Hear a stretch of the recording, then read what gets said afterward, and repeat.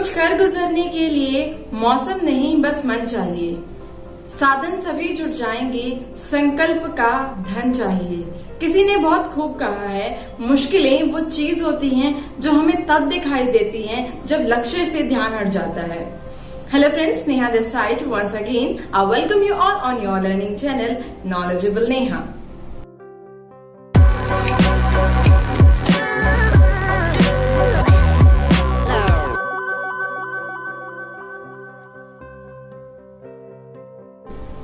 Yes friends, this is the bounce back time for all businesses और आज हम बात करने वाले हैं 15 ऐसे reasons की to sustain your business growth and re-survival after COVID-19।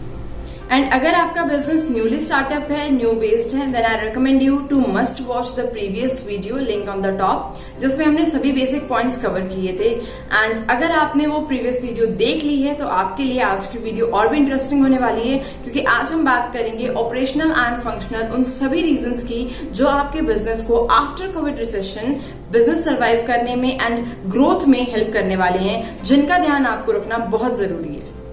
So let's start with the first one, identify the market size।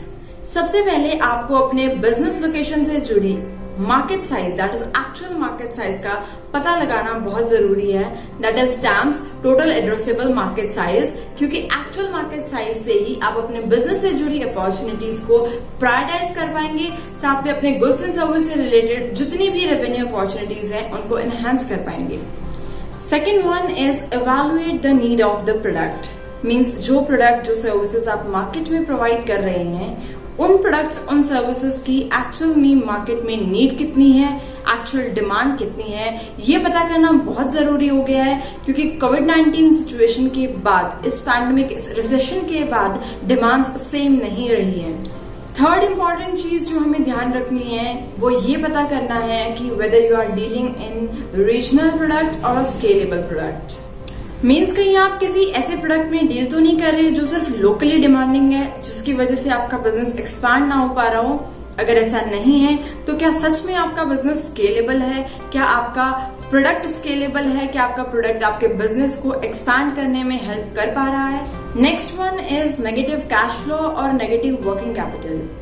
Means cash flow आपके बिजनेस में कभी भी नेगेटिव नहीं होना चाहिए, क्योंकि कैश फ्लो डायरेक्टली आपकी वर्किंग कैपिटल को शो करता है। और वर्किंग कैपिटल आपका बिजनेस का वो पैसा होता है जिसे आपने मार्केट में इन्वेस्ट किया होता है अपने बिजनेस को ऑपरेट करने के लिए, अपने बिजनेस को मैनेज करने के लिए।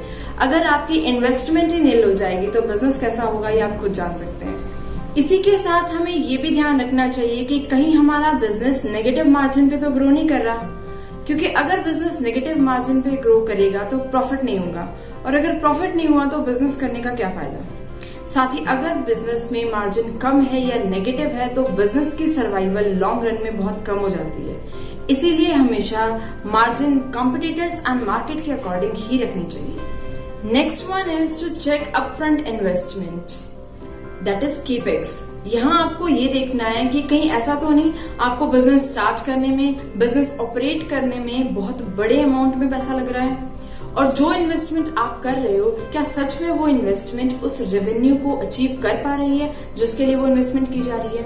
क्योंकि अगर ऐसा नहीं है तो आपको इस एरिया पे काम करना है, ये आपके बिजनेस के लिए एक नेगेटिव फैक्टर हो सकता है। Seventh one is speed of transaction. आपको ये भी ध्यान रखना है कि जो प्रोडक्ट, जो गुड्स, जो सर्विसेज आप मार्केट में प्रोवाइड कर रहे हैं, उनसे आने वाला revenue, that is profit in hand, आपको आ भी रहा है। कहीं ऐसा तो नहीं कि आपकी पेमेंट्स 1-1.5 साल तक मार्केट में फंसी रहती हैं। Another important thing is to evaluate COCA, cost of customer acquisition.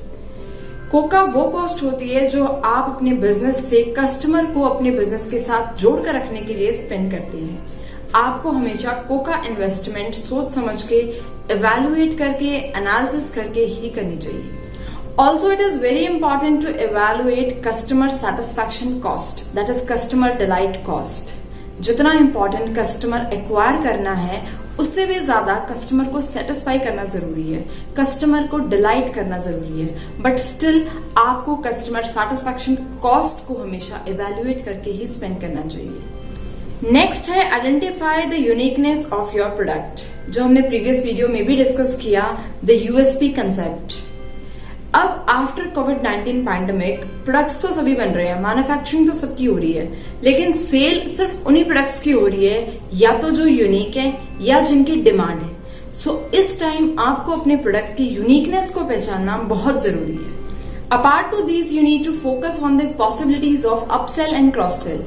यहाँ आपको अपने बिजनेस में ये ध्यान रखना होगा कि क्या आपके बिजनेस में सेल होने वाले मेजर गुड्स एंड सर्विसेज के साथ कुछ ऐसे प्रोडक्ट्स भी सेल हो सकते हैं एज अ क्रॉस सेल और अपसेल। फॉर एग्जाम्पल, फोन के साथ headphones free, that is also a cross sell. For upsell you can say old phone के रिटर्न में आप न्यू फोन प्रोवाइड कर रहे हैं। सो इस तरह के फीचर से आपका बिजनेस बाकी बिजनेसेस से यूनिक बन सकता है। इसी के साथ एंट्री बैरियर फॉर मोनोपोली पर ध्यान देना भी बहुत जरूरी है। आपको आपके बिजनेस सेगमेंट में कुछ ऐसी एंट्री बैरियर्स का रखना भी बहुत जरूरी है जिसकी वजह से आपके कॉम्पिटिटर्स, न्यू फर्म्स या एग्जिस्टिंग फर्म्स आपके बिजनेस सेगमेंट में ज्यादा देर तक टिक ना पाए। It can be either technology, any licence, government regulation, startup cost और other like economies of scale. Friends, क्या आपको पता है रिकरिंग रेवेन्यू मॉडल कितना इंपॉर्टेंट होता है एक बिजनेस के लिए? जो हमारे एग्जिस्टिंग कस्टमर्स हैं, क्या वो हमें रेपुटेशन बेसिस पर बिजनेस दे रहे हैं? क्योंकि जो रिकरिंग रेवेन्यू मॉडल होता है उससे न सिर्फ हमारा रिस्क कम हो जाता है बल्कि हमारा प्रॉफिट और हमारी सेल्स प्रेडिक्टेबल वैल्यू भी बढ़ जाती है। इसी के साथ कस्टमर्स मनी मेकिंग मॉडल को पहचानना बहुत जरूरी है। ऐसा नहीं कि अपना बिजनेस करने के चक्कर में आपने कस्टमर्स को कुछ भी चिपका दिया। अगर आपको फ्यूचर में उसी कस्टमर से रेपुटेशन बेसिस पर बिजनेस चाहिए तो आपको उसका मनी माइंडसेट समझना बहुत जरूरी है। उससे जुड़े रिव्यूज, फीडबैक्स, क्वेरीज को सॉल्व करना बहुत जरूरी है और अगर कोई नेगेटिव फीडबैक हो तो उससे इम्प्रूव करना भी बहुत जरूरी है। Last but not the least, very important thing that every organization need to consider is to build a talented manpower.